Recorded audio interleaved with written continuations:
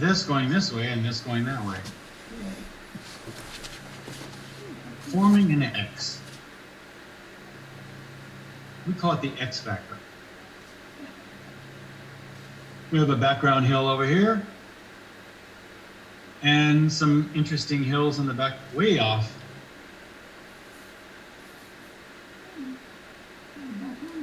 That back there.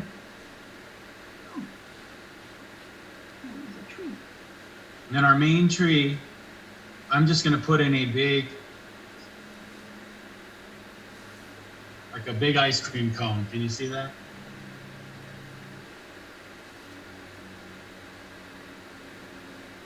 And that, what that does, when you contain the forms like that, what you've done is you've said, okay, this is about the shape of it and the size of it.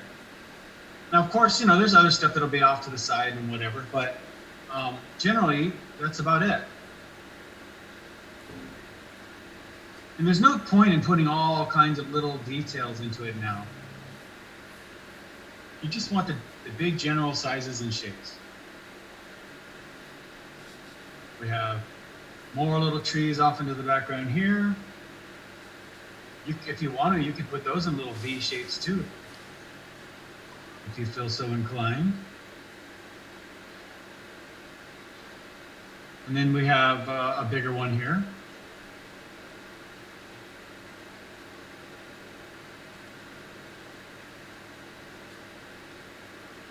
And if you want to draw the clouds exactly like they are, you could. You could also make them a little bit different. I do like how this, and I centered my, looks like I centered my tree a little bit more than that one is. I think I drew mine a little more square. I don't think it really matters at this point. But I'm going to draw my clouds in the background. I want them to come to about there. And I like how they sort of sweep behind and then come back in and up and in and over. And you may even have a cloud coming in from the top there. When you draw like this, it allows you just to fly through your layout. But if you get too caught up into things like branches and tree masses and, you know, this type of thing, you're not there yet, you know? You can easily put that over this.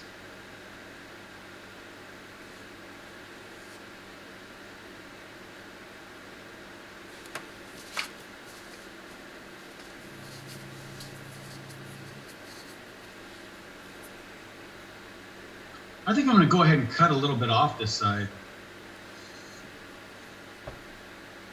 So now instead of actually moving the tree over, all I did was move the frame. Like that. So I'm definitely more square than what we're looking at. I could definitely extend this, but this is saying everything I wanted to say. So I think that's good.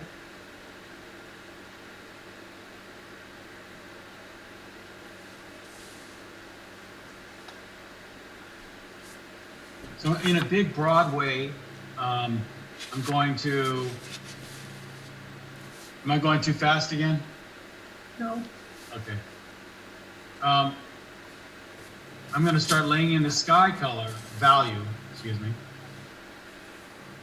It's so weird. I always think of value and color as the same. I don't know. You will too after a while.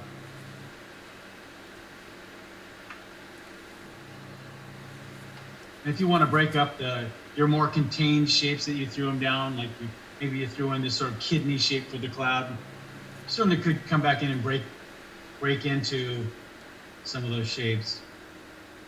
But now, the sky isn't anywhere near as dark as a tree is, but it's pretty dark. We'll keep it there for now. Just using the side of my pencil. Sky does get a little bit lighter as we get toward the bottom.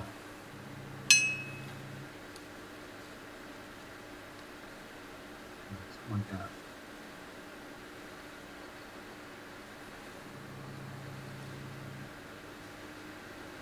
And I know that the bottom side of the cloud has some shading in it. Maybe we'll put that in. It's more of an afterthought. I'm really looking for the graphics, the graphic shapes of the sky and cloud relationship first. Now, if I squint my eyes, the grass is a little bit brighter than the blue sky, but it's very similar value. I'm going to go ahead and just, because these are our big values, I'm just going to go ahead and knock those in. The trail's a little bit lighter.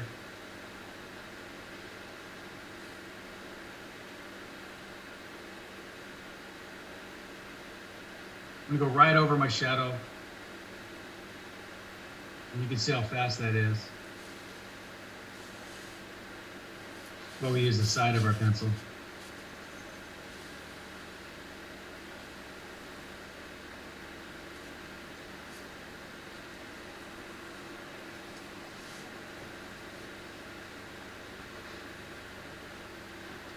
Well, the shadow is quite a bit darker, isn't it? Okay. I'll resist putting that shadow in right away. Although it's just staring at me. This background mountain is actually a little darker than the foreground grass. I think it's the trees in front of it that are. I'm just going to go ahead and throw that in.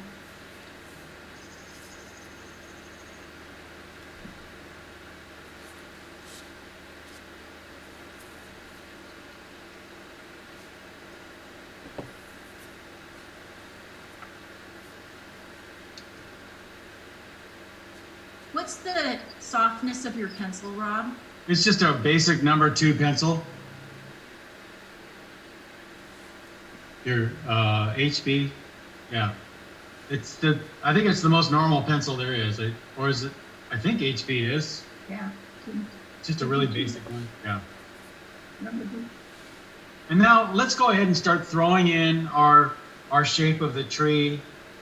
And you don't have to hit it as dark as possible. Maybe pretty dark, but not really dark, because we'll save those for our deep dark shadows. Looks like the ones in the tree are the darkest. So let's go ahead and let's just start knocking in a couple of those values. They are quite a bit darker than the sky. That's what makes them stand out.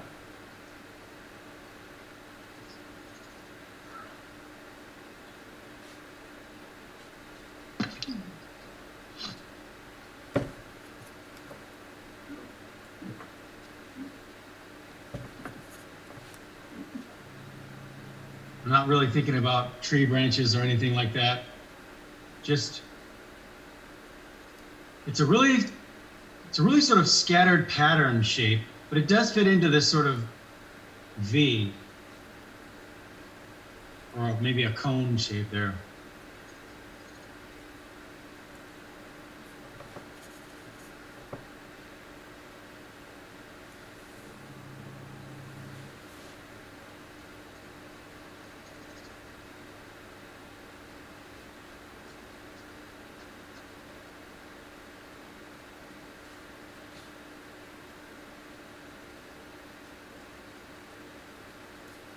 I mean, you can detail that out as much as you want later, but I don't really put any more than that. That's really telling me the whole story right there. It's about how big I want it. Now, if you'll notice, I'm not painting as much sky as there is in this photograph. I really cropped in quite a bit, so I'll leave that up to you. So here, even though we have these sort of cone-shaped groupings in the background, and I notice I only put in 2. There's about 4 or 5 of them back there, so this is working for me. But I'll put them in the sort of scattered pattern again, keeping to that sort of cone shape. So that's why I throw out this cone shape here, because it acts as a guide.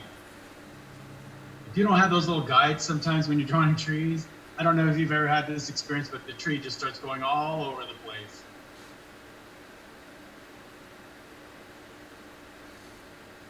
especially when you stand too close to a tree. Notice how I'm pretty far away taking this photo. If you stand right up next to a tree and try to draw it, you're probably best to draw like part of the tree, not the whole tree. It'll go all over your page. I'm gonna, let's see, I'm going to,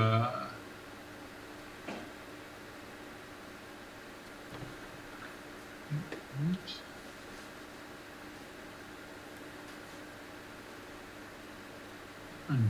There we go. Sometimes I have to mute you guys just because any little background noise kind of, it makes the video go off to you. I'm still learning that. So, but if you need to say something, just hit your mute button, your unmute button. And talk away. It's just all those little background noises kind of, they make it difficult to record. Okay. A little space in there. And then we have all of this, a lot of mass in here.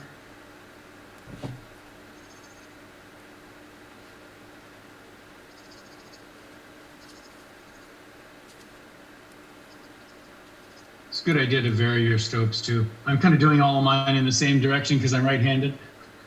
So occasionally try some in different directions, like maybe this way or straight up and down. Variation. This keeps things more interesting.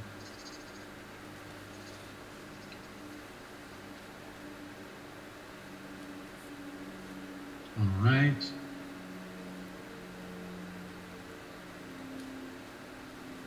And now,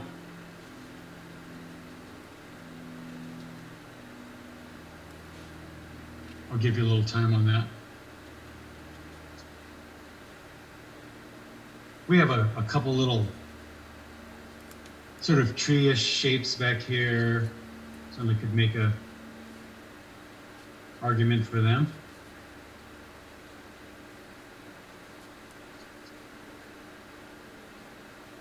I mean, this foreground shadow here really does.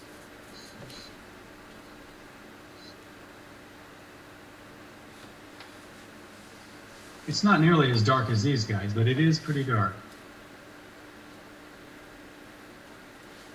So I would just use the side of the pencil.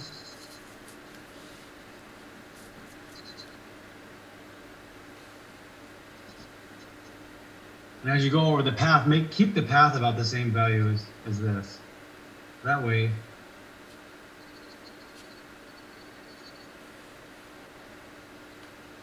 there we go. Maybe up and down's a better way. This is the shape of the grass.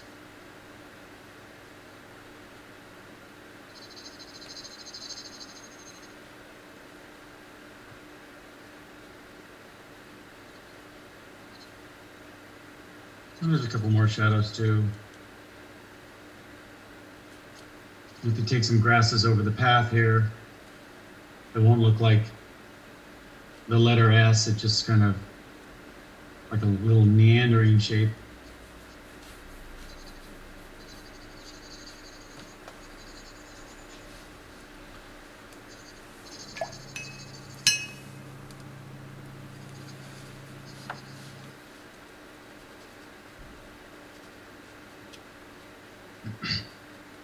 There's a little tree right there.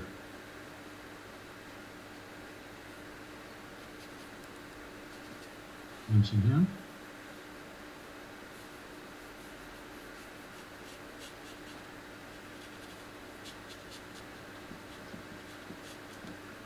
So I know that the path in the photograph, I can't really see a lot of light on it in the foreground, so I just left this light, and I'll leave little patches of light here.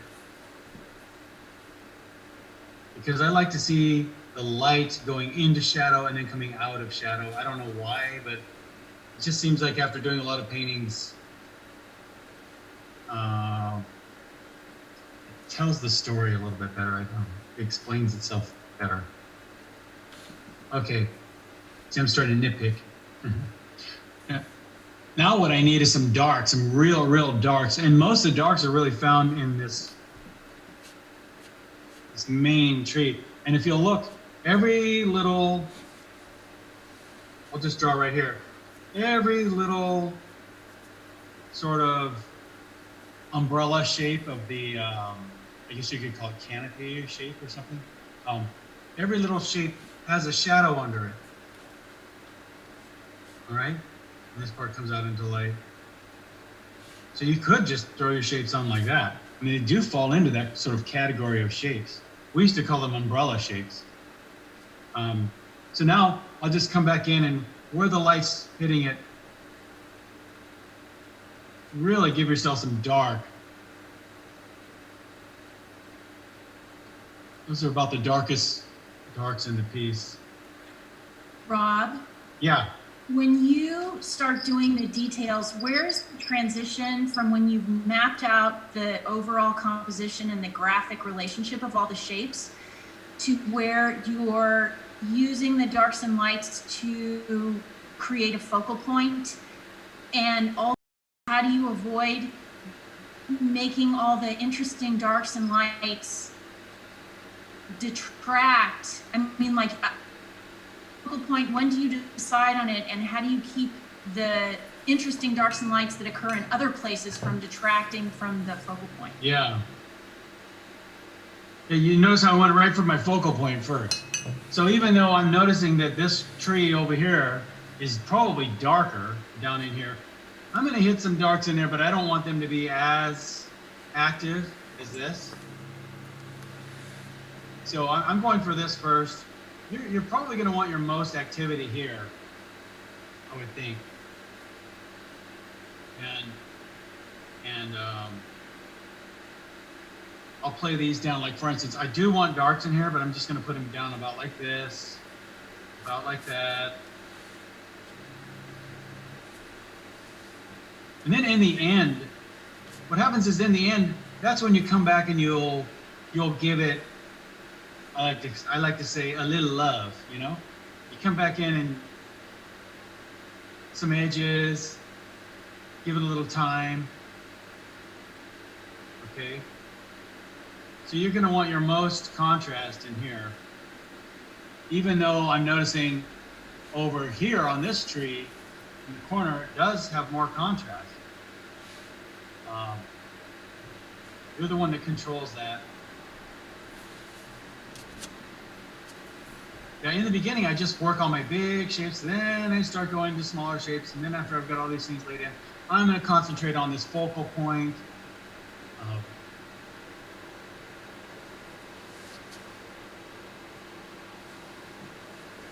That's really how I kind of go about doing things. I just save my most contrast and my most rendering in this area for this piece. Now, some people might even want to do the whole tree line as a focal point. You know, it's really up to you.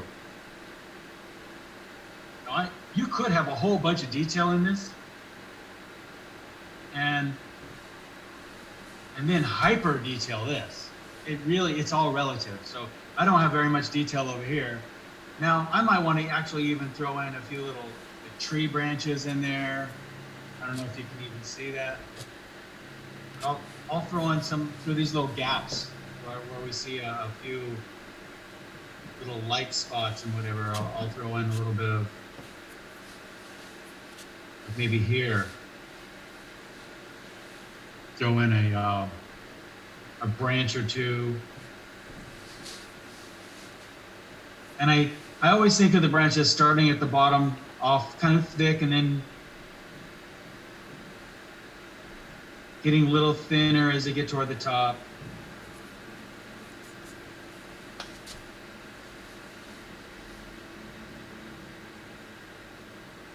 But the cool thing is about a sketch, you don't really have to put in that much detail. But I would consider this. I'm seeing this this branch in here from the corner here. Do we want that? I don't know. I think it might be kind of nice. I want to include something like that in there. And that's what I'll try out in the sketch. And if it doesn't work, I'll might leave it out.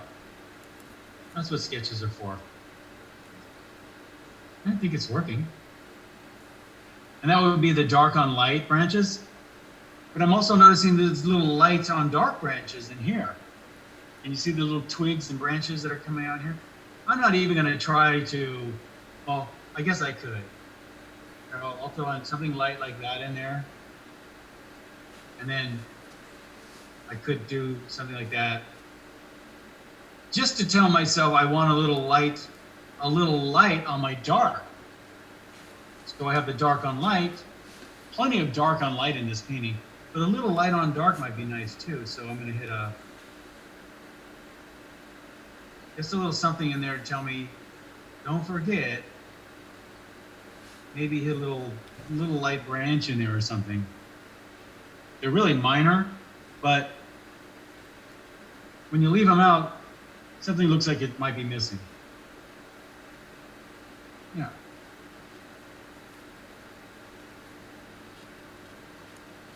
Now it's one of those times where you might want to say, do I want to put the shadows of the clouds in there? They seem to be working just fine in the sketch. So if I put them in, they're very light, very, very light. I don't even know if this actually makes a difference. But you're more than welcome to put those in there.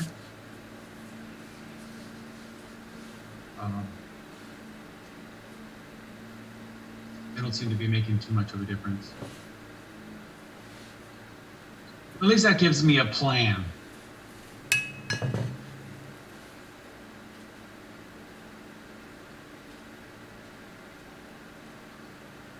And that's what I would just call a quick value rough and a thumbnail sketch. You know, sometimes a thumbnail sketch is just this, really small, about the size of your thumbnail. And you just kind of go like this. Okay, I want this here, I want this there, this, we got this shadow here, this black thing there, and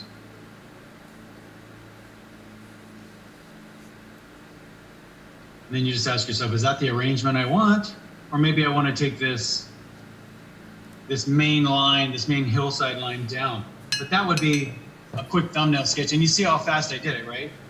Thumbnail sketches are meant to be done that fast. So what we did isn't really a thumbnail sketch, you know, even though people call them that. That's really, I actually should have done this first. And then I should have showed you this first. I'll do that next time. Because these really help. Oftentimes you'll see artists do that and they'll go, no, you know what, I need this main line here, I need that to go down a little bit more. Or I need to bring the frame up a little higher, I don't know, you know. But that's what you do in a thumbnail sketch. So maybe on this one, I'll bring that down a little bit more. Shadow. V. Etc. These thumbnail sketches can be very useful. They really save you some time.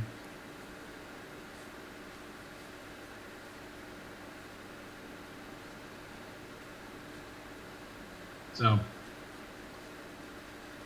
okay.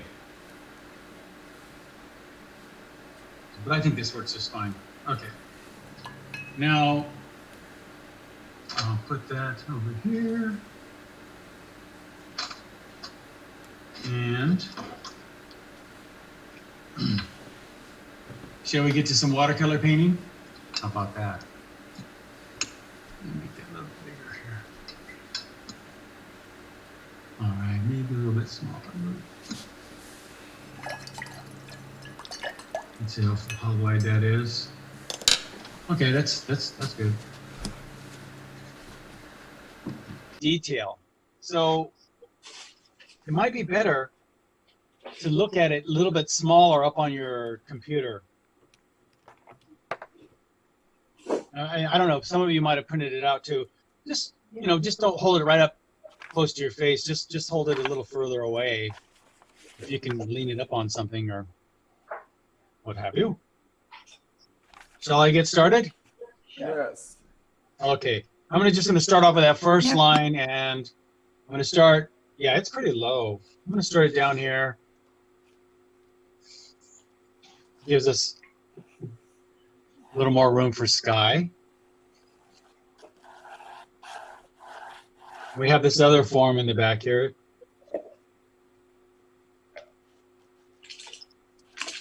And then a little patch of blue in the back. I think I'm going to pull this up a little bit higher, so it feels like it's more in front of this blue. I guess that's just land way off in the background. This blue land way off back here. Am I drawing dark enough for you? Here, I'll draw a little darker.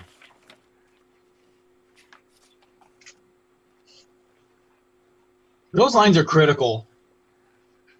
So if you have to erase them out a few times, go ahead. You don't want them, if you put this dead center, probably won't look as good as if you put it either a little lower, or maybe you want to make more emphasis of the land and make it a little bit higher. Your composition might be different from mine, and that's just fine. So the next thing is this big sort of V shape. And that's really critical because that's your focal point. So judge about how big you want the size to be. I'll draw mine a little darker so you can see it.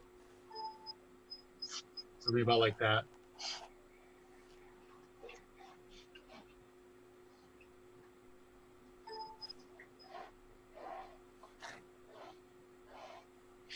And mine did end up more centered again. Wow. Not too bad though. It's got this little blob off to the side, which I think decentralizes it. I don't know. Is that the word? I'm getting very technical with my language. And this cloud shape, it kind of bulbs out. Now, if you'll notice, yeah, the cloud shape bulbs out to about there. What I wouldn't do is have the cloud shape end right where this ends, like that, and go right into it. So I would either end it here, right into the tree, or I would take it way out here. Either one, but not right into to the corner of the tree. Generally, it's just one of those irritating problems where you scratch your head and go, "What did I do? Darn it!" All right, so there's some interesting shapes back here. Would be a bad tangent. Yeah, tangent. Could create a tangent. Yeah, now I'm noticing, I see a little tree on this really background hill. It's a dark tree, and if you'll notice, the blue of the sky goes right into it. I didn't even notice that. And that can create a little bit of a tangent. Or in other words, you could get a little interest back there where maybe you didn't want as much interest back there. So I'll do things like, I'll just do that, maybe move the tree over here. Who's gonna know? Maybe indicate a couple more trees here. I'm seeing a kind of a tree there.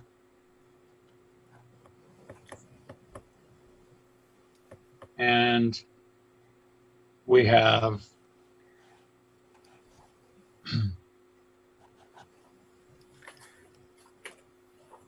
some little tree shapes back here. They almost look like diamond shapes. You could throw them in kind of a diamond shape if you like. And then we got this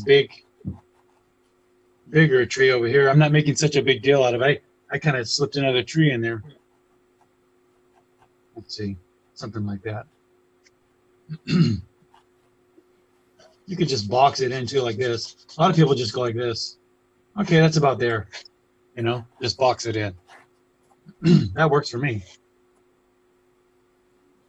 Rob, I'm sorry. Which one is your reference photo? It's the one that ends in 959. Oh, okay, thanks.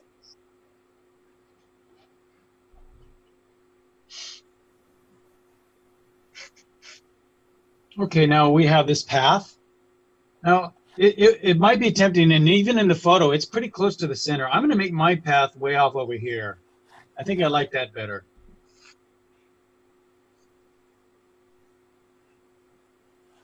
And Ethel was noticing that it switched back. And the paths will do that.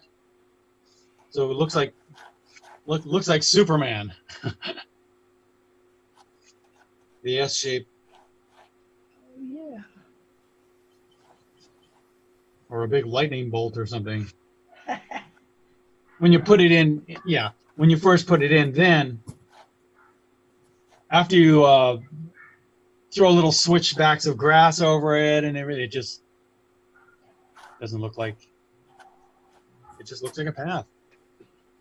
And okay, so we also have our little shadow going over the front about like this.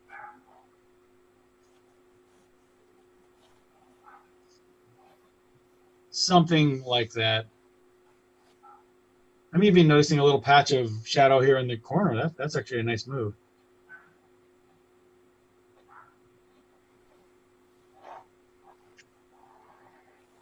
And there's some clouds here in the background, silhouetting these trees very nicely. You can do whatever you want with them. I like to see the cloud kind of going in back of and in front of them. So even though I throw the drawing in there like this, I might not always adhere to it totally. My drawing is just a suggestion. And look at it, it just looks like a bunch of very basic forms, right? We have what do you call it? Cones, spheres, and maybe boxy shapes, like cubes or something. And then we got spheres, boxes, cones, and like pyramid shapes or something. What do you call that one? That's a cone. Cylinders. Okay.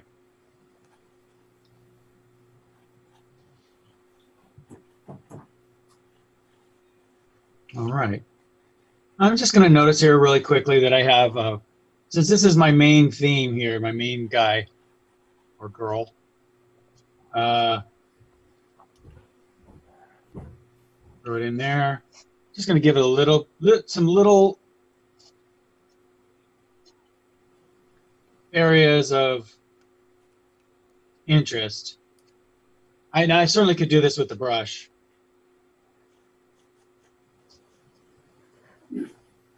I've got a nice little hole in here where I can see a lot of sky area and whatever, and I like that, so I'm going to leave that. And then sort of a big umbrella area down there, up above here, like this. And it kind of scoops in.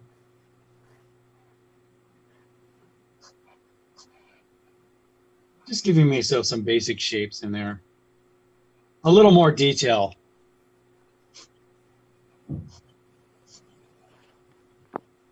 That's all I'm looking for. And I don't want to, it's so easy to get caught up into this, so really. But I do think, we have a box here. I would like a little bit more detail. And if you'll notice, most of my detail is found on the edges. Okay, so here too, most of my detail is found on the edges. By the way, if you want to know a little secret, oh, I can't believe I'm giving you away all my secrets. Oh, give us a secret. A secret. Oh. Some people actually do part of the rendering, especially details, with the pencil, and then just paint over it. And the pencil does all the work.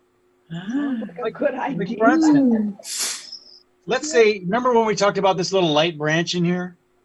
Yep. You could just draw around it like this, And that's one way to do it, if you want to. You could also take white gouache into it. I don't mind doing that, but if you want to, you could just draw around all of these and Well, you could also scratch it. detail. You'll see artists all the time. If you look at great master sketches, a lot of the detail you're looking at is the pencil work, not the paint. Okay, all right. We had a little bit more in here, mostly along the edge. All right.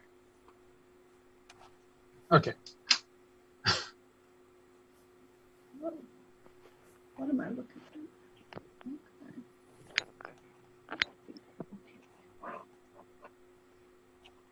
So Rob, Yeah. you basically kind of merged the two trees on the right sort of into one, right? Yeah, there's a lot more trees there than I did. I just And then kind of oh, okay. And then we can kind of separate it by cloud in the back. yeah. Okay. Yeah. Where are the rest of my clouds? Oops. That's about all the drawing I do. I'm going to start throwing in some paint here.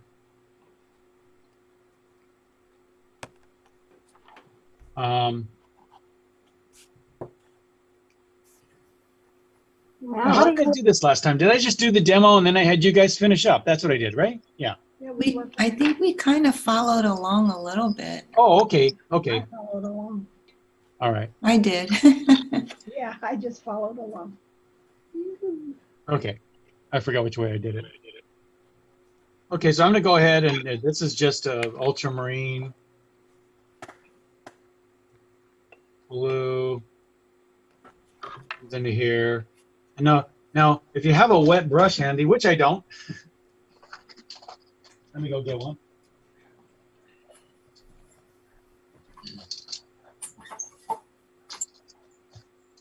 If you have a wet brush handy, you can just come along here and get the edge of your clouds just with water.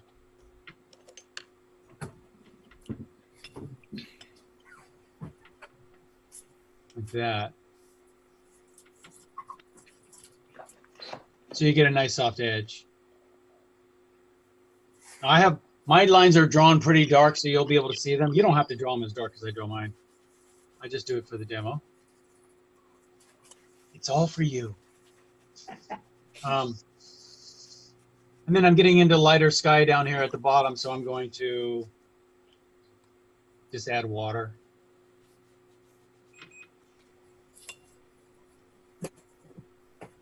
Now, by the way, the camera uses cyan for the blue. You might have known, I don't know if you know that, but so oftentimes the blue in the sky might come out greener. So just so you know, you might have remembered the sky being a little bit more purple.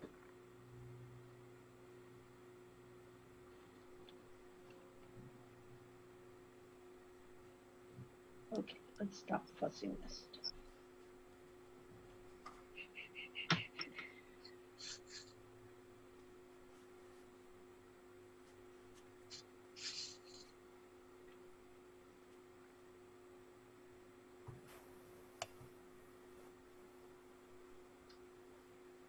And the dry brush works really well to soften edges too.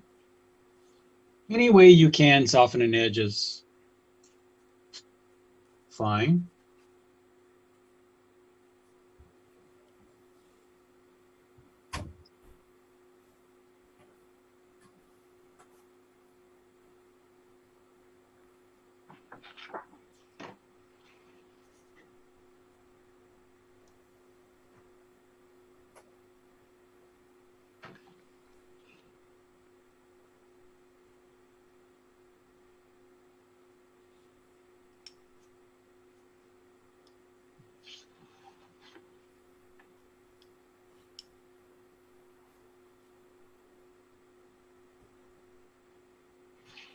And that should dry lighter. Looks like I'm going to get a nice little bloom here.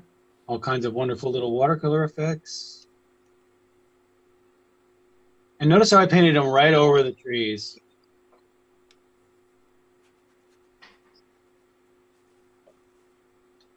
Because the trees are so much darker, it probably won't matter. Yet sometimes it does. And I get in trouble. Okay. And we have this, it almost looks like sky back here, but it's actually land down here. It's very blue.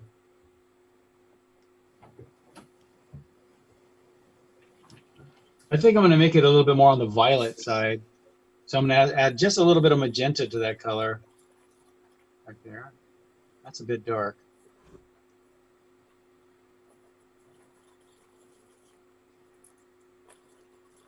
And I'm going to, I'm just going to lift that up with my brush a little bit.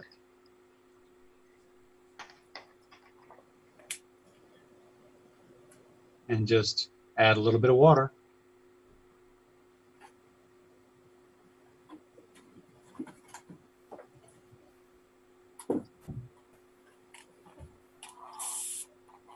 Looks like it's a little bit lighter.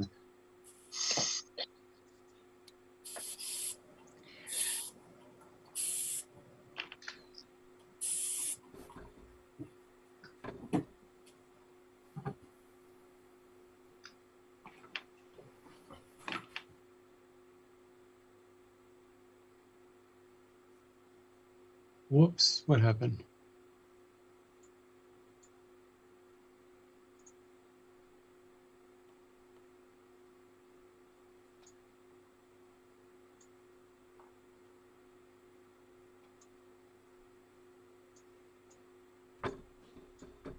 Okay.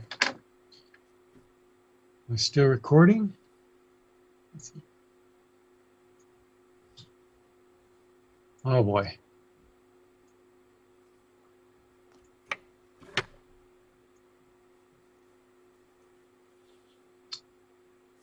Oh man. Okay. I'm gonna go for this background hill here, and it's a little bit grayer of a green. So I'm gonna take the Prussian blue and yellow and make a green. Maybe cadmium yellow.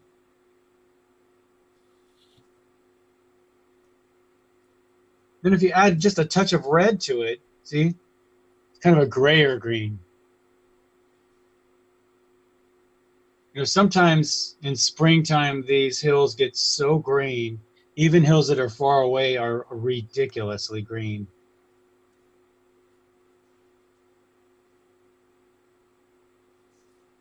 I mean, it's green here, so it must have been spring. But I have a dead tree in there, huh? And that's kind of nice. I certainly could put that in later, but since it's all wet and it doesn't have a lot of definition, I think I'm going to throw in something warm in there. There's definitely some gray in there too, kind of a lavender gray, some dead trees in there as well. And I keep that edge right there kind of raggedy like that because there's grasses and things.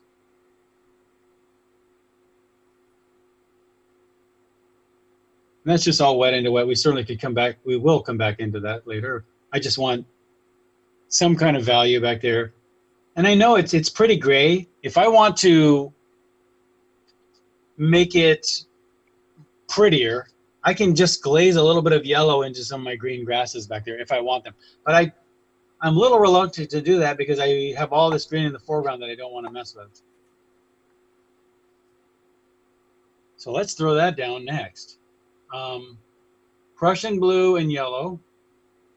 I would say I'm going to try lemon yellow and see what happens here.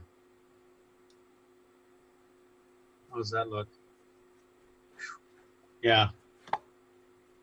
That's nuts. That's what we want. And I'm just going to paint right over the shadows.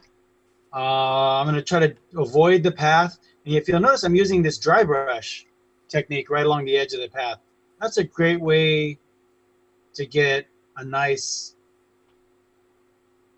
loose quality to it instead of that hard edge that we drew it in with. Kind of a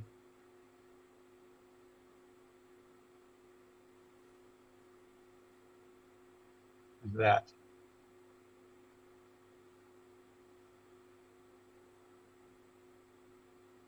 That's not the shadow color, is it, Rob? No, Oh, okay.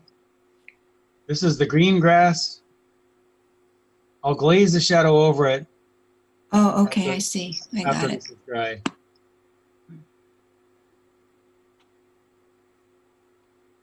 So it does look like a Superman.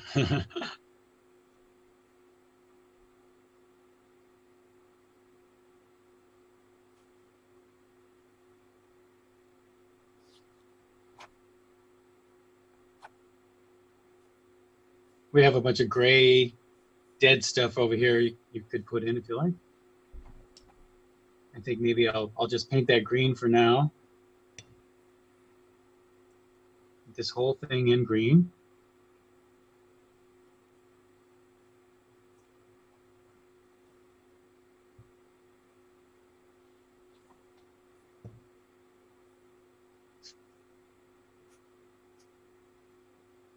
By the way, you see all these little white things that happen? I mostly I don't even think about them, and then in the end I'm like, oh hey, they're little charming things, they kind of glisten. But you know, since we're doing it, you might as well just kick a little grass right over the fronts of this path here, even though a lot of it's in shadow. And then I'm noticing little grasses going across the path. Might as well, since we have the green on the brush, might as well. And if you notice, they're very horizontal, very flat, because the path is flat. So just I would throw those in a very sort of horizontal manner. Slow down, Rob. Okay.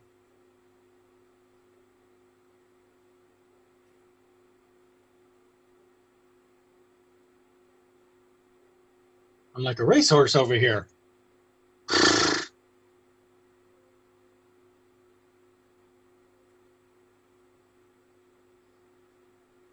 And just a couple of those little grassy things. See how that breaks up the S? And then when we put a shadow over it and all that. Did you darken it with the Prussian blue? I really didn't darken it. I actually just glazed it. It's the same color. Oh, it is. Okay, it's Yeah. coming across a lot darker. Yeah, I see it on the video. I'm just glazing it. And you know, by the way, there's little warm spots and cool spots in the grass. Feel free to let little reds and blues happen in the grass. See, like little things like that. They're there. Makes it feel more natural too.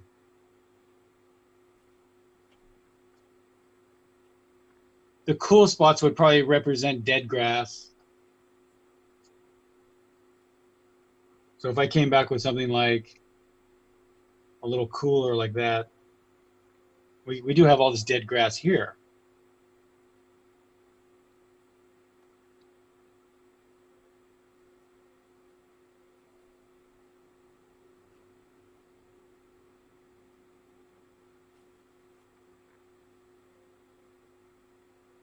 Dead brush and grass. So just graze it, and it makes it look a little more natural.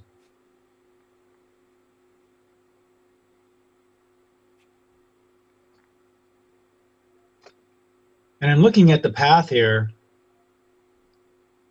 It looks like my watercolor is pretty dry around the outside of it because I'm not using a tremendous amount of water. Just to show you, I mean, I am still getting blooms though, if you can see this. There's a bloom here. So I am using wet into wet. I am using a bit of water, but I don't use globs of water. If you do, you know, don't be surprised if it gets out of control. Okay. Now we have an orange path. So I would make yellow and red, but that's going to be probably too orange. So you want to put the tiniest amount of blue into there, and that will neutralize your orange. So I'll show you. Let's see if we have an orange like this.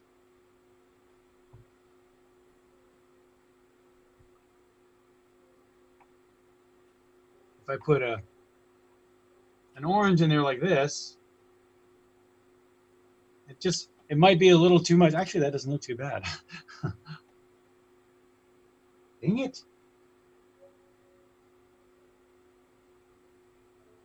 Yeah. But anyway, to gray it here and there, you might want to just add the very slightest amount of blue. I'll just throw it in orange first.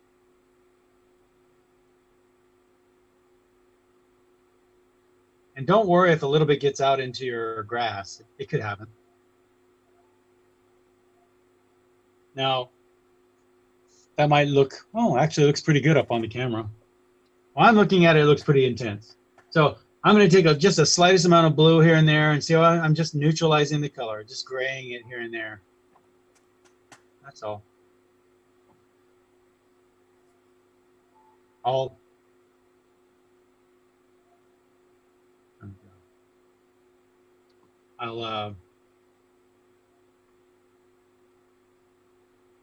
put it on pause there for a second. Let you guys, but when I come back, don't let me forget. Gosh, I hate putting it on pause because then I'll forget. Okay, cool. I'm looking at it from far away.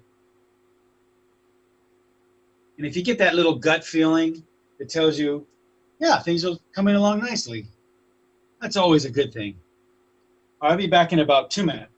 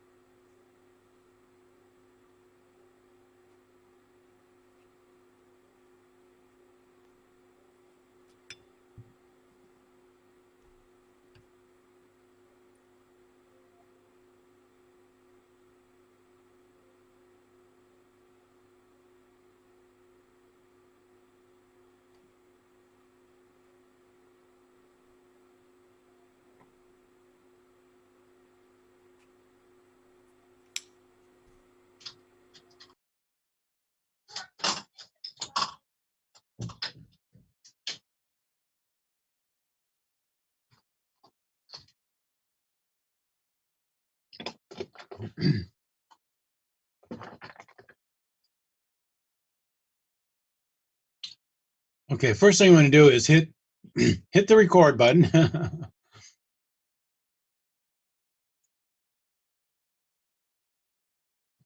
Okay. Now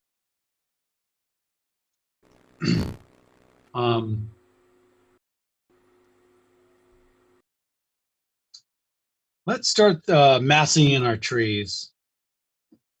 And we have sort of a green,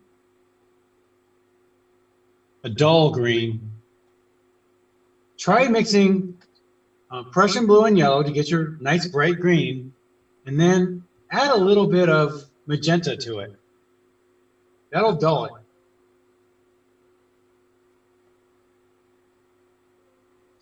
Now we're going to start off with the lighter area, just like when we sketched it. We're going to start off with the lighter area. Something like that. And then we'll come back and hit some of those shadows. Look, here's what's weird about these trees. Even the lights, if you look at them, they're pretty dark.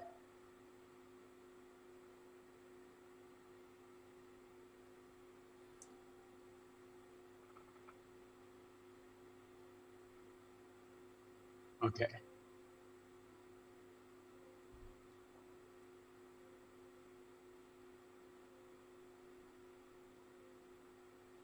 And as I put these in, I'm leaving little gaps, little areas in between each clump.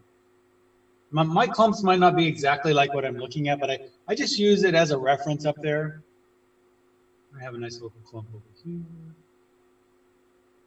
That. And if you'll look, this is why we used to call them umbrella shapes. If you'll look, they'll make a shape like this, kind of like an umbrella. I mean, it's not literally exactly like an umbrella, but if you move your brush in that fashion, you'll get the umbrella shape of these trees. That's another secret. Ancient old master's secret.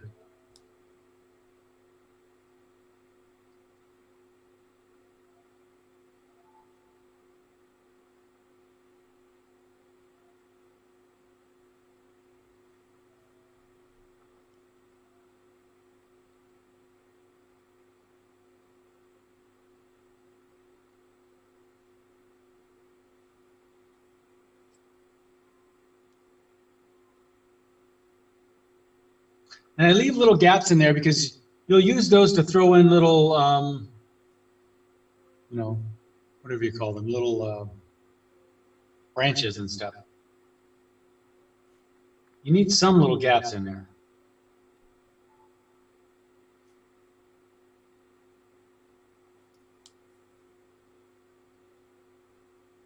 I think maybe I'll throw in the branches kind of brownish.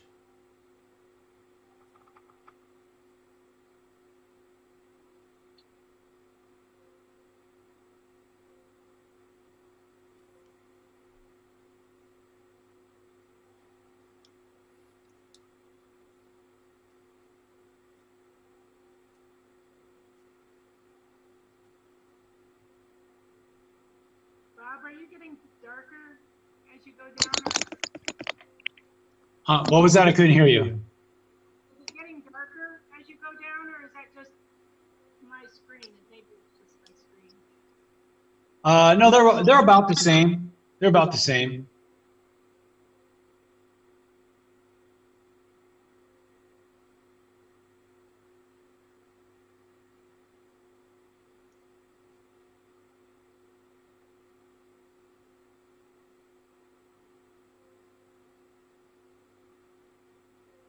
Maybe using a drier brush. My brush is sort of semi-dry. Give you that sort of clumpy, scruffy feeling of these trees.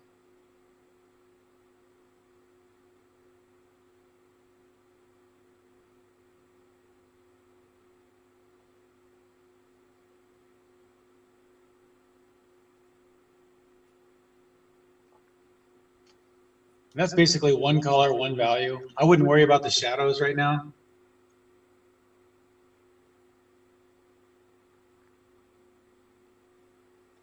But since we're kind of in this mode, you know,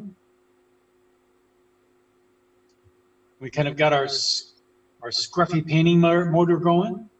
How about we just do more? We got some more over here.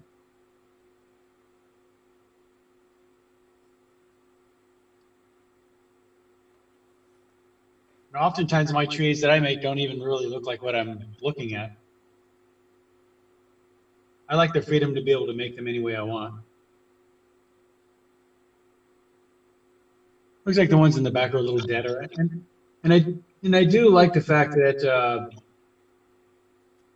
you might have some redder trees next to greener trees, and these ones in the background might not even have too much dark in them.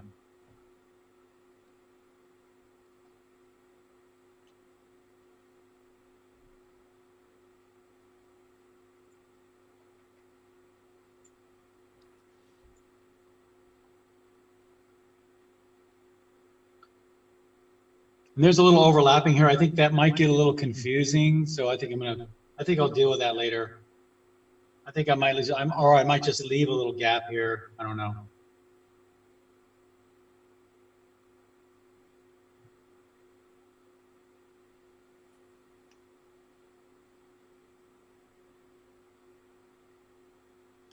I love the dead branches that just kind of flying up into the air. Those are fun. See, leave all the little gaps in there, so we'll throw a few branches in there, and I'll show you how to branch these things out.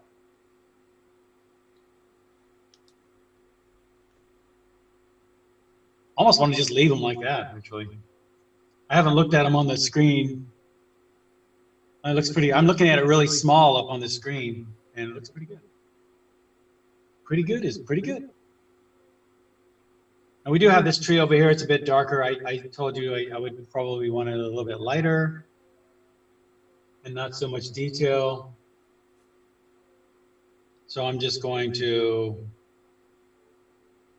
sort of dry brush this thing in.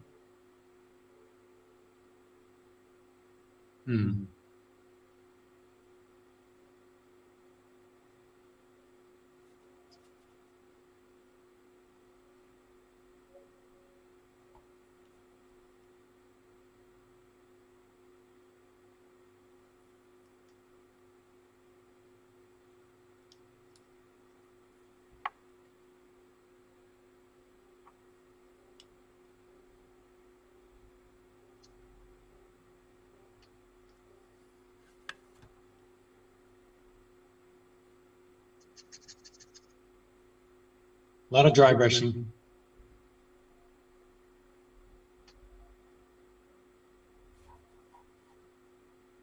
You know, I just hit a little darker value in there. You know, I don't mind it. It's not too dark.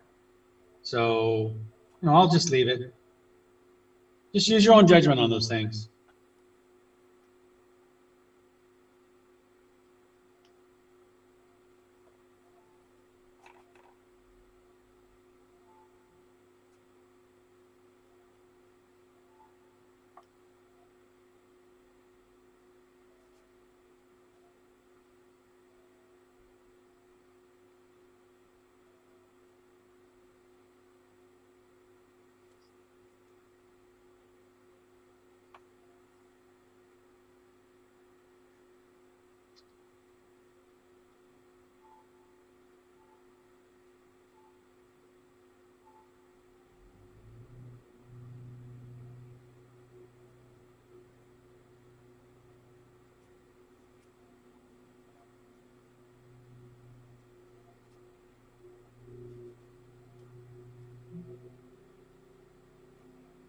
Let that dry up a little bit. While I have this color on my brush, I'm seeing some grayer things in the background. Just give myself a couple little scruffy notes back there. Little notes of color. I can even see a tree trunk back there, but I'm not sure I want to even put that in.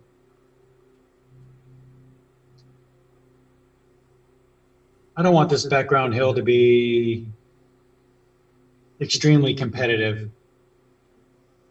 with everything else. There's a lot of competition in here. Everybody's fighting to be seen. They all want to be the star. It's Hollywood, baby. Okay, so we got maybe another little tree, something like that in here, I think I was noticing.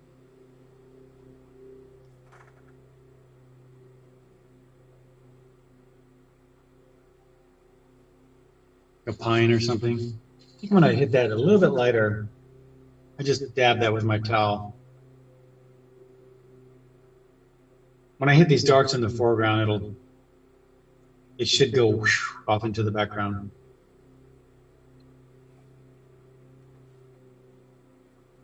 But before, I definitely want to get into the darks on these trees, especially this. But before we do that, you know what we're going to do, that big shadow. Oh boy, you've been waiting for this. So what color to use? Well, you know, as long as you get the value right on that, you could probably get away with using a violet on there. And you know, the safe bet would be Prussian blue and some yellow, but just with a lot more blue in it, so it's darker. That would be the safe bet.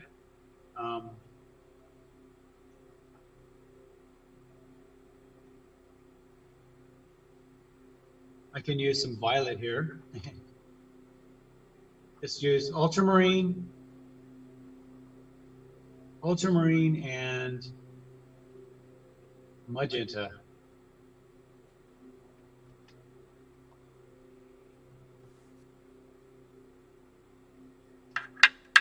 Ooh, that's nice. Mine got a little bit blue. I like that. I think I'm going to paint. I know we had that white twig in there. I think I'm going to paint right over it and just maybe put it in with gouache if I feel like it in the end. But I'm just going to go ahead and I'm using the side of my brush. If you notice, I'm just laying it down flat like this.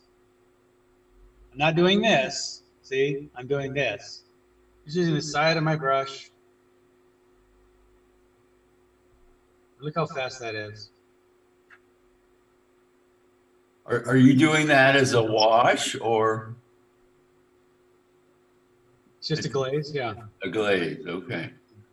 It's a heavy glaze though. Well, it's a pretty dark value, yeah. I'm going straight up and down to get the sort of grassy quality.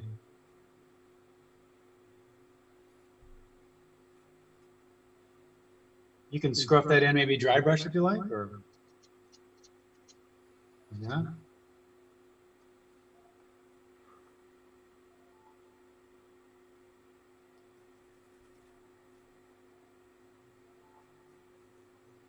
I'm sorry, Rob, what color did you use to make that? Violet and, Ultraviolet and magenta.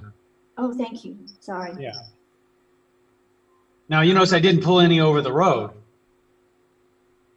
I didn't want to go that dark over the road. It's a pretty light value. So I'm going to use pretty much the same color, but I'm just going to go over the road, the path, lighter.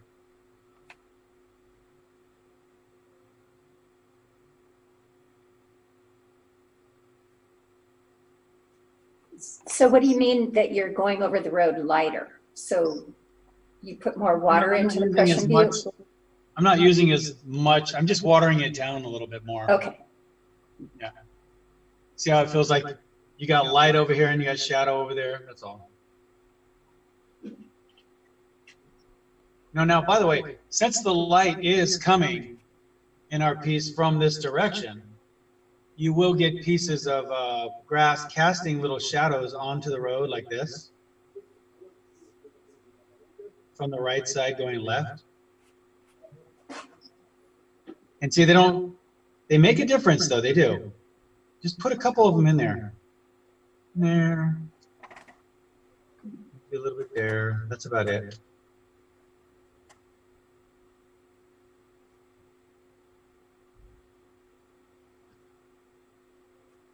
I remember in the sketch here, I was noticing that we had a little bit of dark down here too, so I'm gonna go ahead and I'm going to throw a little bit of something over the path right here and the grass, just kind of closing that corner off. I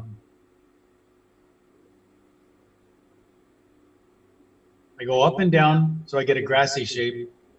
And then if you notice my shadow's a little dark here. I'm just going to add a little water to that. There we go.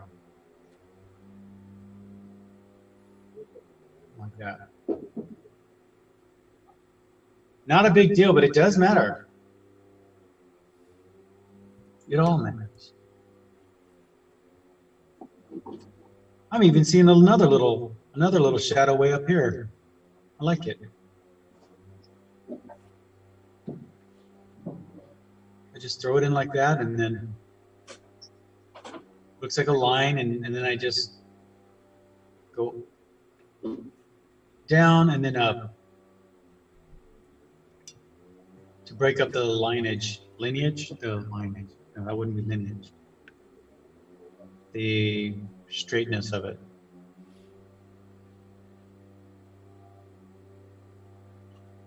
And you see how my little Superman thing kind of gets lost.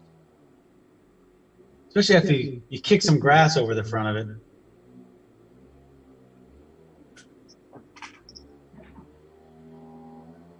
Well, these two.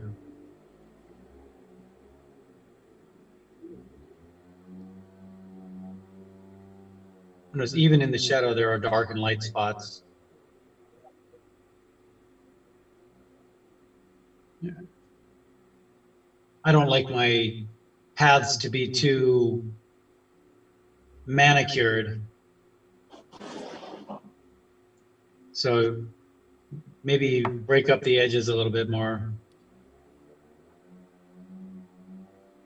I don't know. We humans, we want to manicure everything.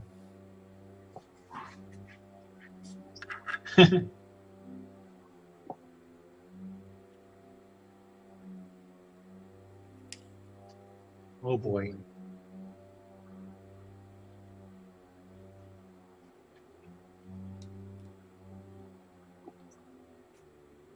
The hills are alive, right? Yep.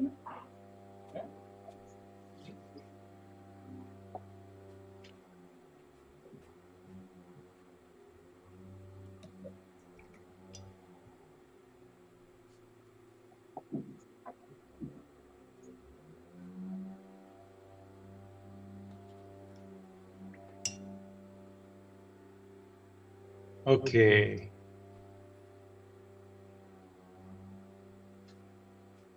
Now let's go for some darks on this tree.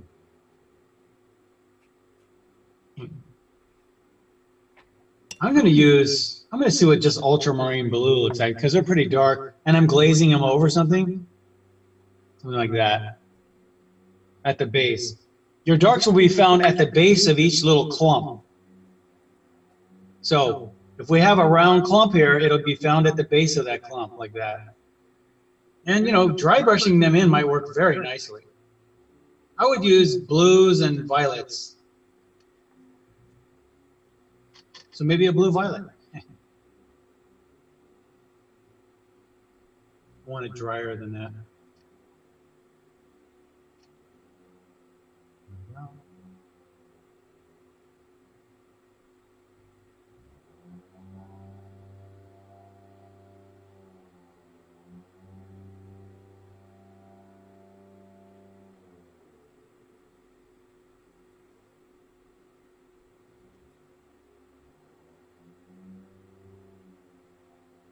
Down into the base.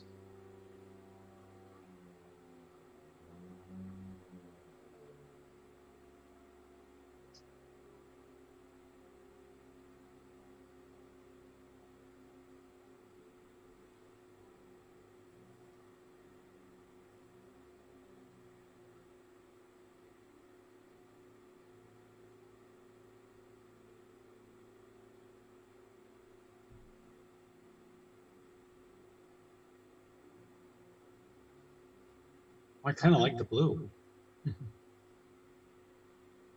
Just pure ultramarine blue looks pretty good.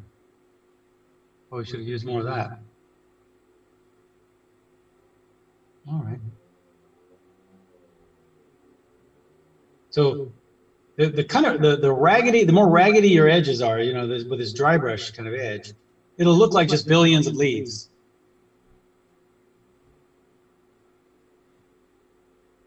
And you can come into the others too. I would not make them quite as dramatic as this one. Just a little bit here and there, like that. That's about all I'll put in there. And this guy over here does have, obviously he does have some dark, but I don't think I want it as dark as this, so I'm gonna ease up on that a little bit. Just add a little bit of water.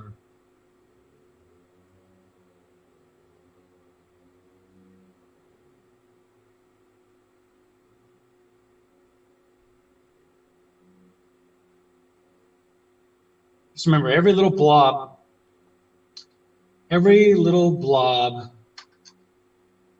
I can draw it right here. Every little blob is being struck by light from the right upper side. So the shadows will mainly be on the bottom and a touch off to the left side, like that. And you know, here's where it gets weird, is that sometimes they'll cast another shadow onto another blob. So you'll get a blob like this, and then you might get a little bit of a cast shadow from this guy casting a shadow onto there. That's a little complicated, I know, but so I did hit a couple of those, like maybe down here on the tops. You might get a little cast shadow on there. Helps bring things together.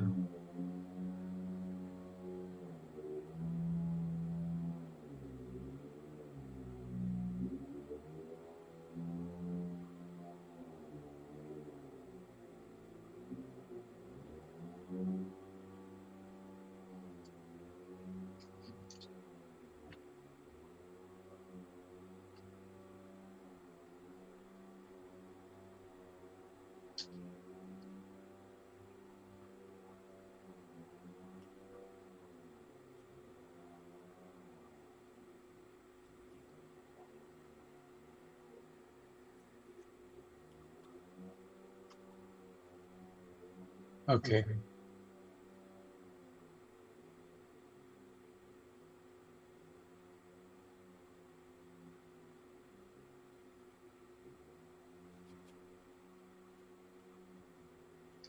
Now here's the fun part.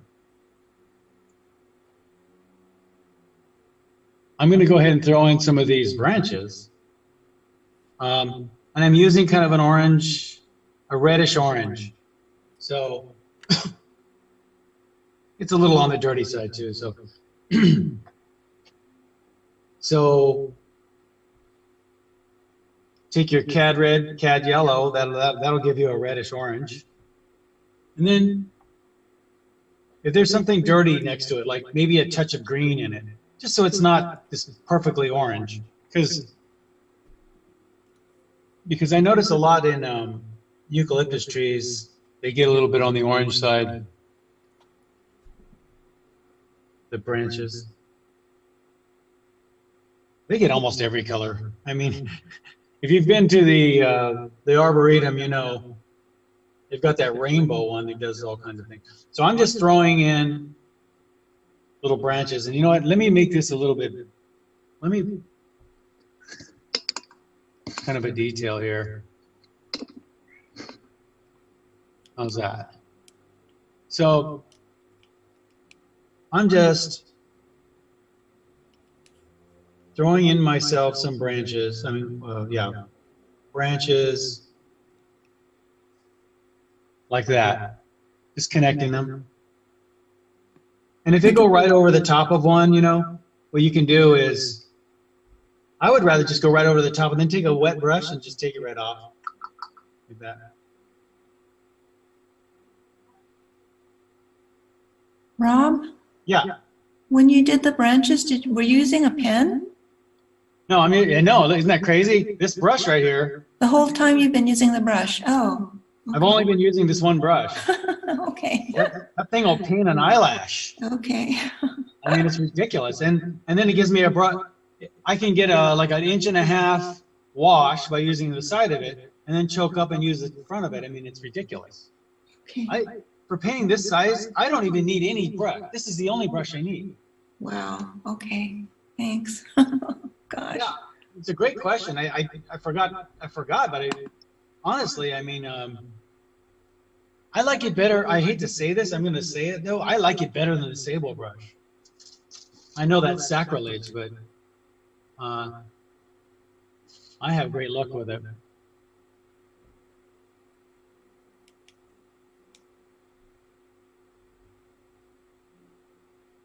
Just some little, and you know, you only see the branches and tree trunk in these big open areas.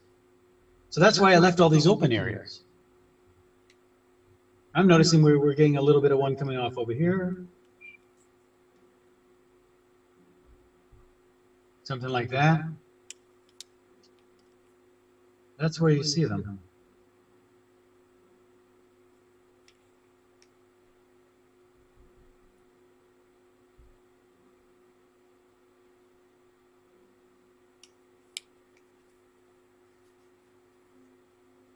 And just they're not catching a whole lot of light. If you wanted to, you could take a little gouache and pop a little light on there. You know, maybe I'll do that later. I think it's probably the best way to do this.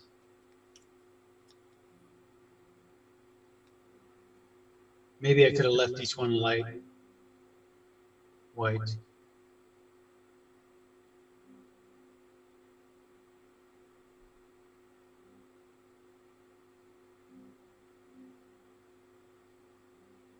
I know it looks like hundreds of little I've really only got about like 6 or 7 branches with a couple of little baby twigs on there, and that's it. It just looks like hundreds of them though. And go up and look at it. If you can ever get a chance to look at an Edgar Payne, look at some of his branches. He's such a master of the tree. He'll put like 5 branches on the tree and it looks like 200.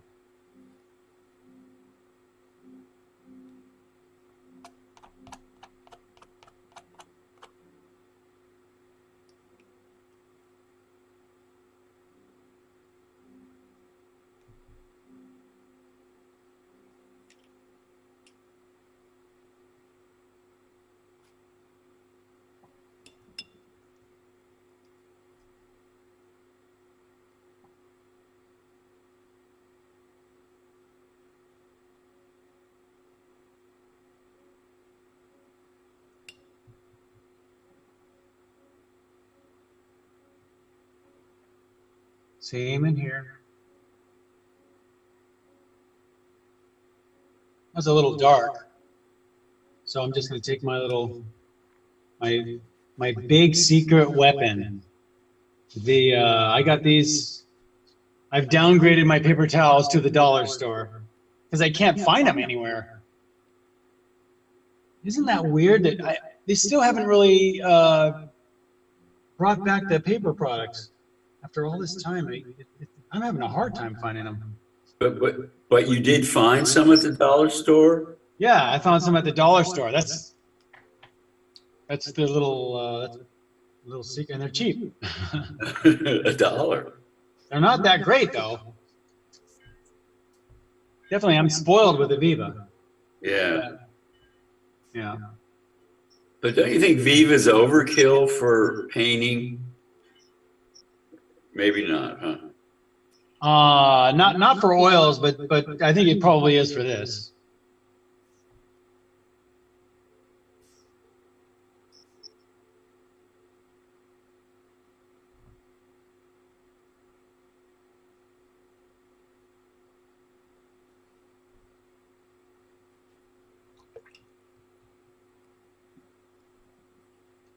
So I'm noticing a lot of kind of lavender color in the shadow of the cloud. Very, very, very light. And I know you're just doing the, maybe you're doing the branches. But this goes pretty fast. I just put this in like a wash. Very light. And I'm still thinking, just the same way you're thinking about the foliage here with this ball, this kind of ball idea that I drew off. Oh, I need to make this smaller. There we go. With this, you know, this little ball idea right here I showed you. I do the clouds in the same way. In other words, the right side and the top are getting most of the light. The bottom and the left side are getting most of the shadow. Now I'll take a wet brush and just kind of feather that edge into the light. You could definitely do a big wet into wet smorgasbord part in there, right here. Extravaganza. So I just got light, shadow, and then I just use a little bit of water in between. And I'm getting a beautiful little bloom right there. That's going to be nice. You probably won't even be able to see it. But I am. I would not lie to you about that.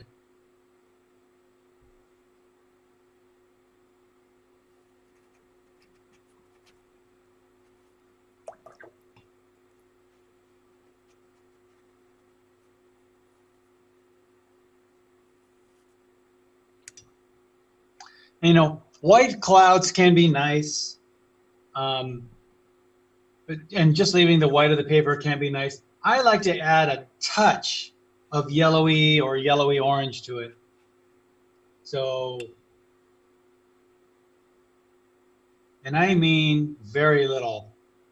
I don't know if you can see that. I just put a little bit right there. See that? Just a little bit. Just, and I'm just going to move that all. That's enough to do the whole thing.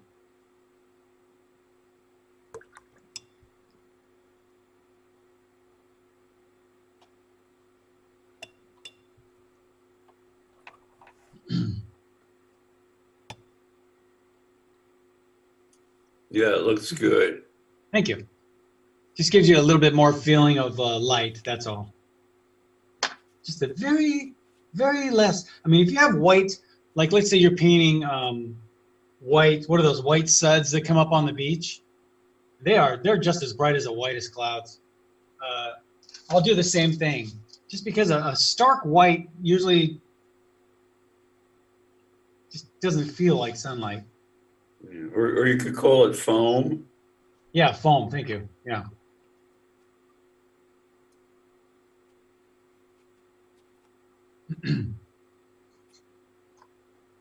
Now, the enemy of the Transparent Watercolor Society, gouache. Now again, I can use this brush because my gosh, it comes to a needle. And I'll only use this to accent.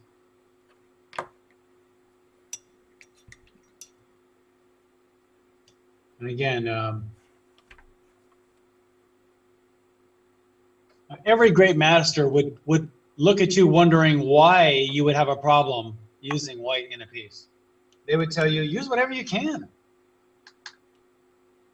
I mean, that's why they did that.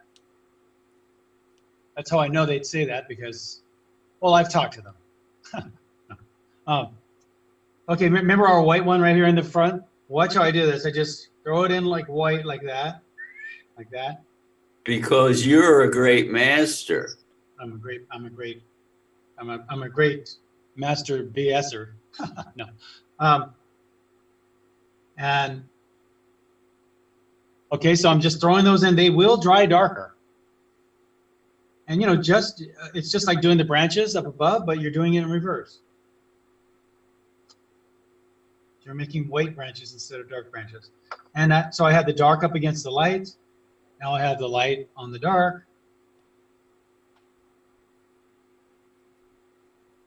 and I'll see how this dries. And if it's too bright, I'll throw a little bit of a glaze over it. We have a few up here in the foreground, so you can just use your own judgment where you want to use them.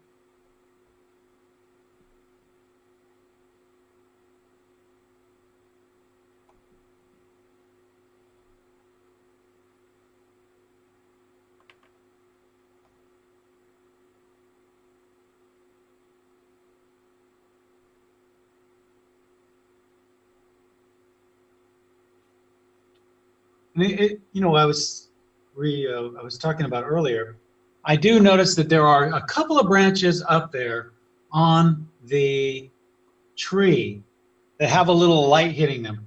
So if you wanted to, you could come back in choice little areas, hit yourself a little light on there, maybe in there, maybe here, right in there. Let it dry up, and then throw yourself a little glaze on it, so it doesn't stand out too much. Sometimes they come out just perfect, but not usually. I'll throw in a couple of little light on dark branches, or we could possibly have a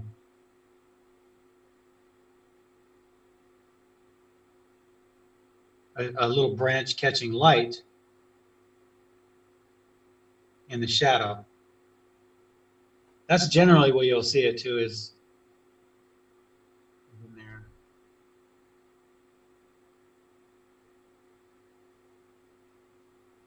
Yeah, these are drying much darker.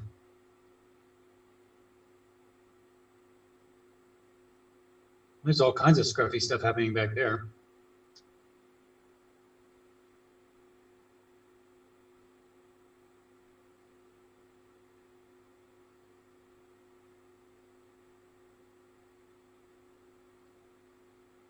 Little dry brushing. You know, dry brushing when you're doing weeds and grasses and foliage is just the best. It's the best. That's why you gotta really practice your dry brushing.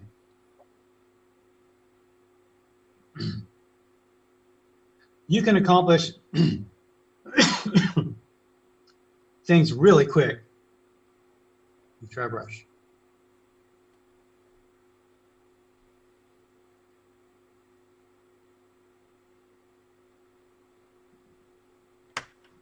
Now it's just all about any kind of details you want to put in. Excuse me. I'm noticing some of my trees here don't feel connected to the base. So I'm just gonna take a little shadow and a little bit of, or maybe I'll take a little bit of the green grass right up and over it. Yeah. There may be a little bit of shadow on the ground there too, I don't know. Whatever makes it feel connected.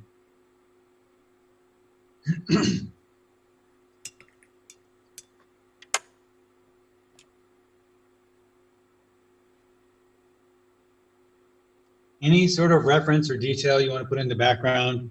I would not put too much in the background though.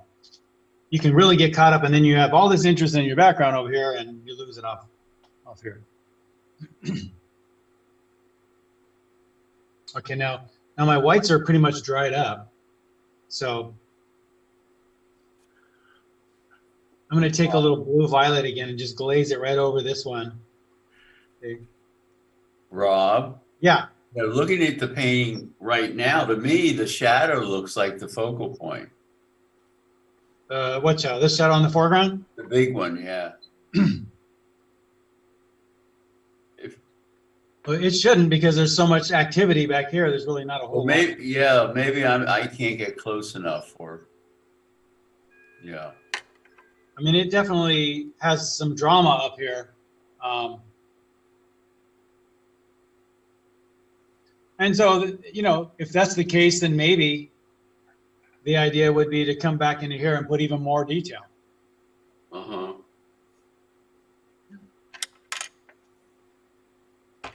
I think it's the contrast of the shadow against the light grass.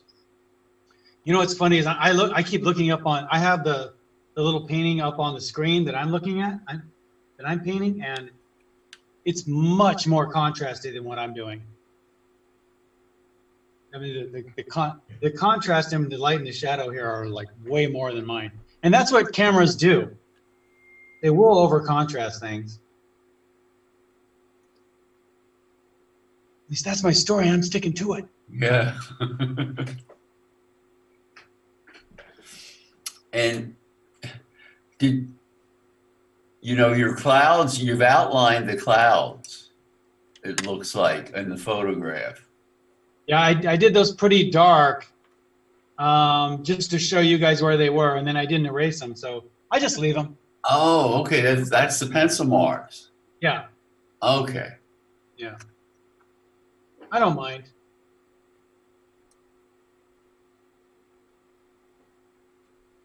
And we talked about having some branches over here, maybe. These are just finishing touches.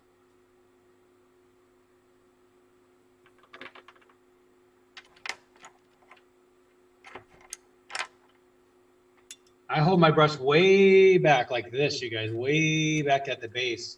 And I don't overly control it. And just touch the surface.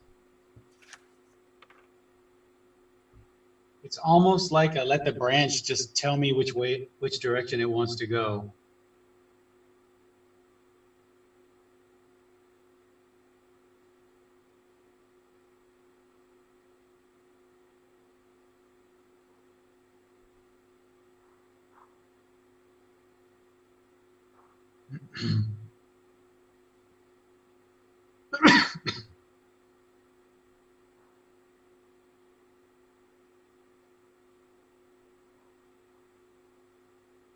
That second one got a little bit dark.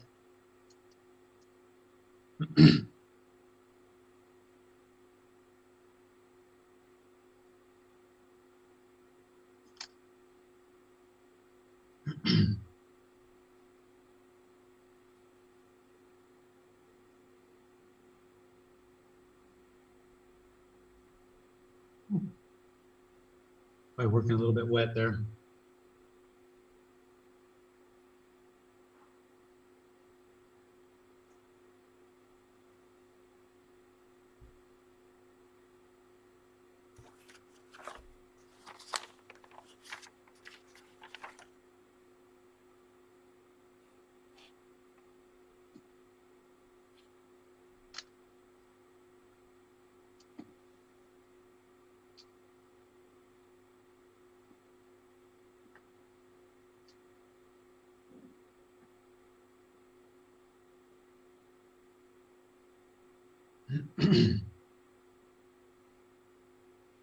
Probably a really good time to step back, take a look at it. Now, just on a quick note, these are big, if you think of them as a ball, then it will cast a shadow down onto your branches, like that. So anywhere underneath the ball, you probably will get a little bit of shadow onto your branch.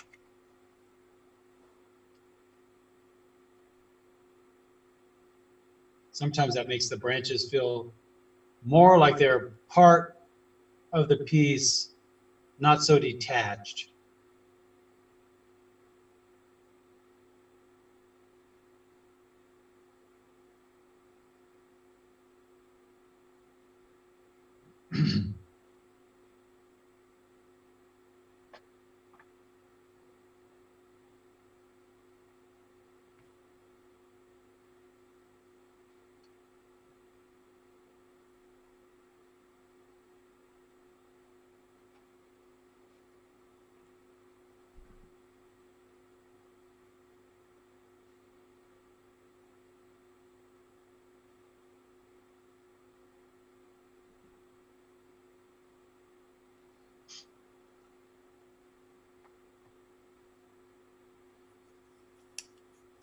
I come around the outside.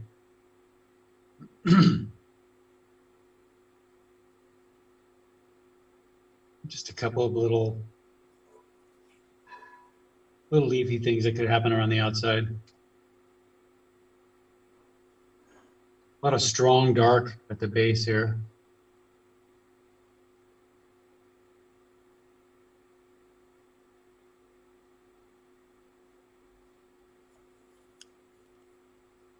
I'm actually just using ultramarine for my darks. Yeah, like that. That really brings you into it. A couple of those. Really smack them down there, right? And that's a watercolor for you. We're at the end and we're smacking our darks.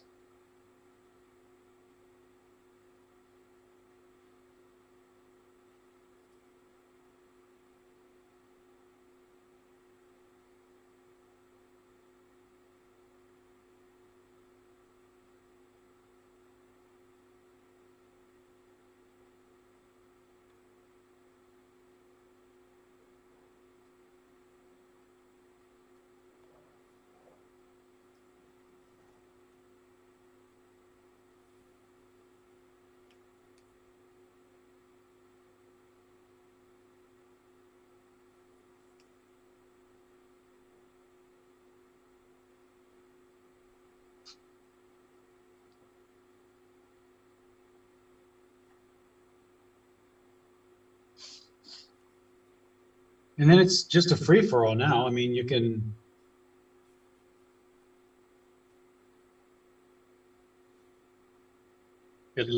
basically, once you get these big masses in there, it's the edges of things, highlights, and any kind of detail you like. Like maybe back here I do want to include a little bit of that trunk. I wouldn't put it in any more than that, you know, because I wouldn't want to detract from any of this. There may be a shadow on the ground though. Very faint looking shadow on the ground here.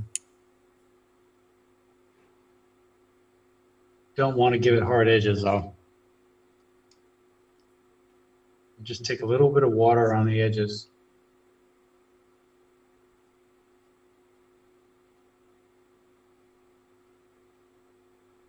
And I just put the shadow down there to ground it a little bit.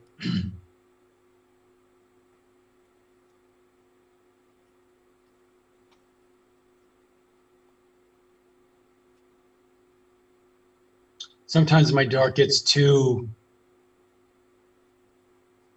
kind of dead. So I'll bring back a little bit. And you know, the funny thing is yellow itself is very opaque, especially lemon yellow can be very opaque.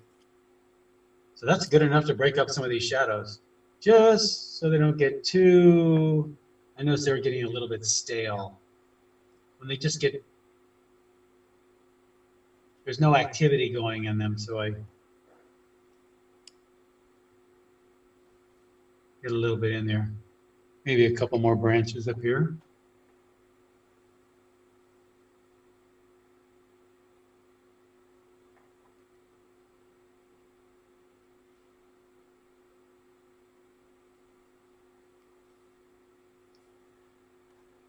About it.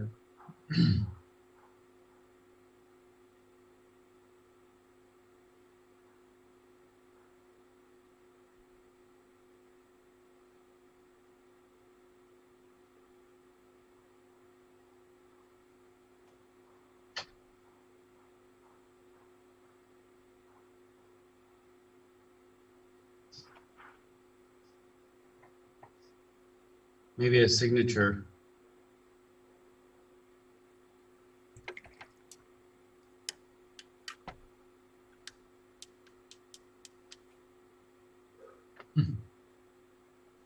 That'll probably dry so dark you won't be able to see it.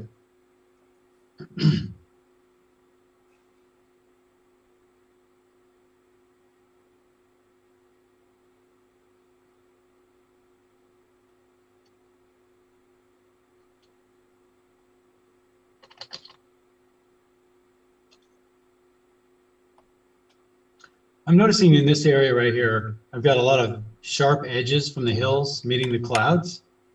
And that's, you know, I wasn't even able to see that until I looked up at the screen. I'm looking at a very small version of what you're looking at. And so I'm just gonna go in there with a little bit of water on the edge, a little bit of water. You know, I bet you people don't have any clue that artists even do this stuff. But I'll remove these hard edges, just soften them a little bit with a little bit of water and maybe a little bit of blue in there. It's not such a hard edge.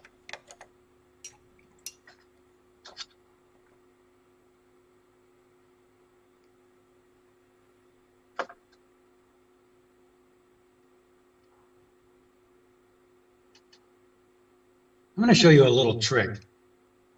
I'm taking ultramarine blue and white, and I mixed them together on my palette, which you shouldn't do because you don't want the white to mix into your regular watercolors. So I'm going to make sure I wipe that up. But see this hill back here? I want it to feel a little bit more distant. So watch what I do here. You see that? I'm just putting white translucently.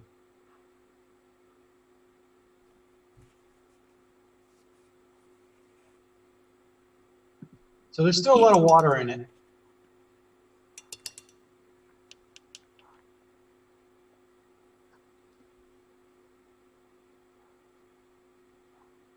You see how that just makes it feel more distant? Didn't really, it won't, you'll see when it dries, it won't change the value very much. But it adds all this mist. Just like Southern California, right? We have all this mist in the air.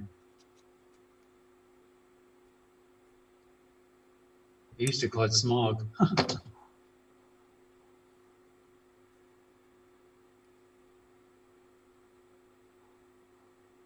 Now that will dry darker, believe it or not. Isn't that weird? So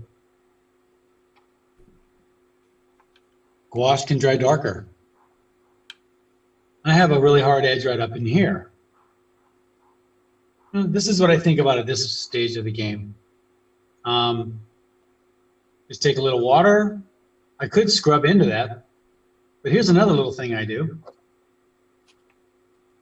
Take white gouache, put it on the edge. See what that did? Just sort of soften the edge.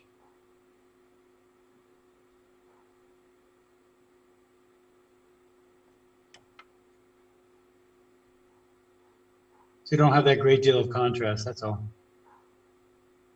Like if I wanted to do the same thing in here, there's another way to do it. Lay down pure white gouache like that. So I just pure white gouache right down there. Not 100%, there's a little bit of water in it. And now I just take the little touch of water and just flick it out into this. And I soften that edge. Oh, by the way, when you use gouache in your clouds, you really get these misty things that happen in clouds all the time, so they're really fun. You know, one thing I didn't do was, I'm noticing in the photograph, around all the big clouds, you have these baby little floaters. You can see those little floaters. I could have drawn around them. I didn't even think about them at the time. But now I'm thinking about them. Watch this. Dry brush them in like that. Don't worry that they're not perfect. Just a couple here and there. You know, once you learn a few of these tricks, you can actually just make up clouds any way you want them to look.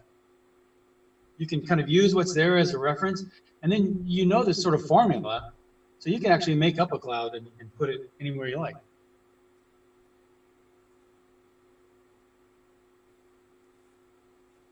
So I'll do a few of those. Now I could even pull in some back here. Just paint it right over. And they have pretty stiff edges. And sometimes they work just like that, actually. But what I do is I let them dry up. And then with water, I go around the edges.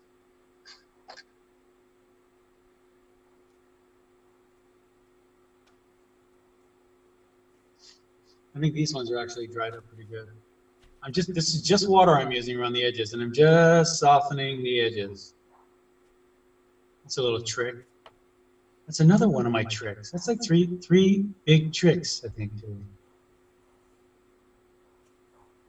I never know when I'm going to show you a trick because I don't see a reason for it in the piece. Maybe what I ought to do is invent a piece where I could show you all my tricks.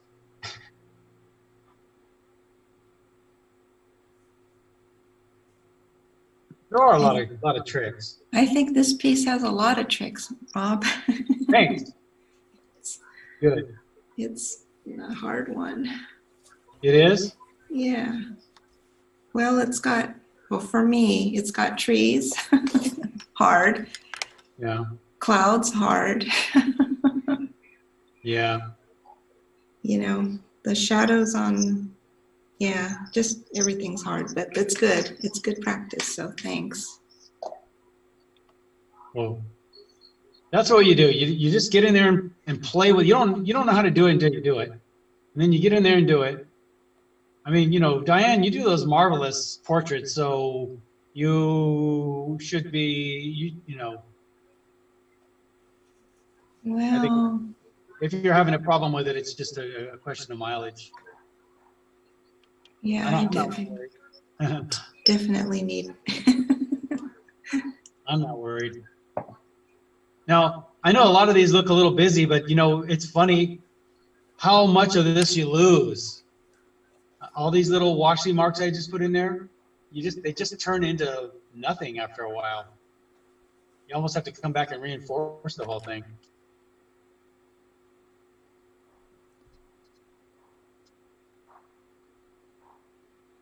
Sometimes the best thing to do is just lay down a bunch of water and throw some white in there and see what happens. I've done that too. When I was really, really not having a good day.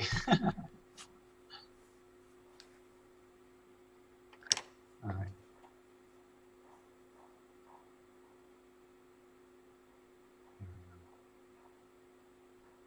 Just with water. They just do amazing things.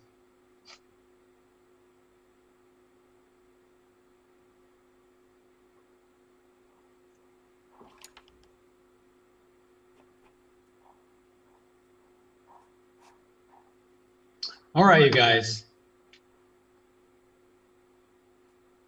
You could start another one, and if you get halfway done, doesn't matter. I don't care. It doesn't. I'm going to turn off the recording, and then we'll have the crit at 12:15. Okay. Keep working on these.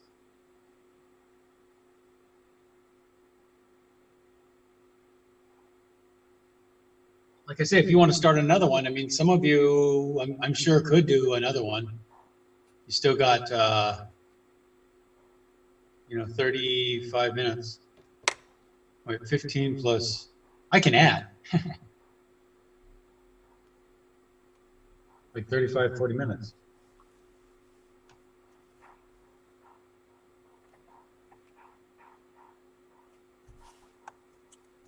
Rob, can you take a look at my piece? Oh, yeah, so, some of this branch actually goes through the cloud here. Yes. Sorry, how did you get the shadow color? Mine just looks like mud. I mean, like. You mean messed here? up. Yeah, Big one? yeah. I used ultramarine blue and a little bit of violet. So I threw a little bit of magenta in that. Violet and magenta? Yeah, the more violet you use, the more muddy it'll get. I only used a little bit of violet to sort of naturalize the color because it was looking so blue. Okay, Yeah, thank you. I'm gonna try again. sure, no problem.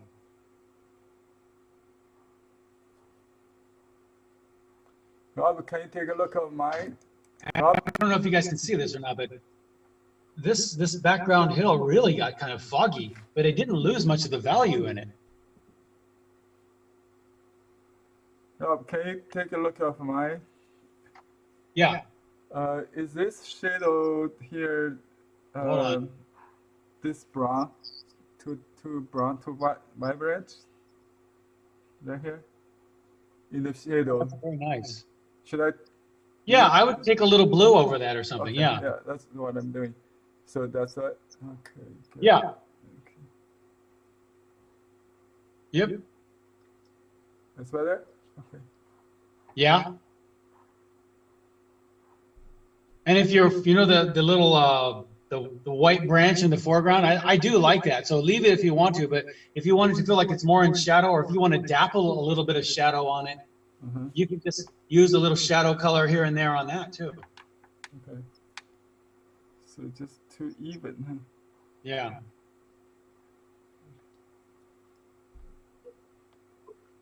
Yeah. Here and there.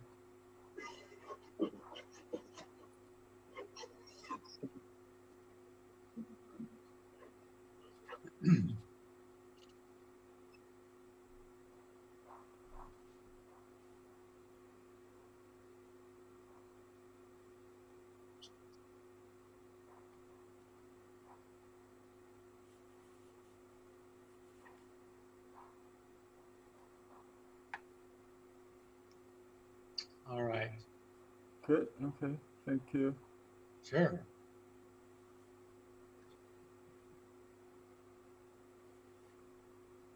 So let's stop.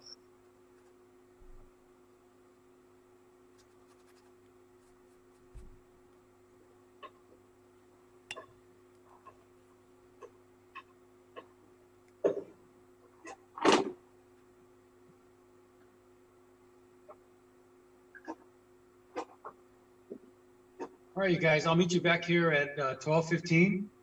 All right. Sure. Yeah. Okay, thank you. And then make sure you take photos and try to take the photo squarely so we don't have to rotate it. It's Remember? challenge for me. Just try, and you know we'll Oh, see. you did two completely opposite orientations, so one should be right. Okay, yeah, that's what you do. Yeah, if you don't know, then shoot it 2 ways or 3 ways, and then you know one of them's got to be right. Okay. Such an artist. That's how artists do things.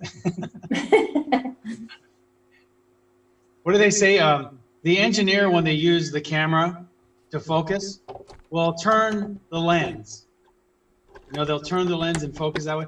But an artist will look at the object and walk forward and walk backwards to get the thing in focus. Whatever works. Okay.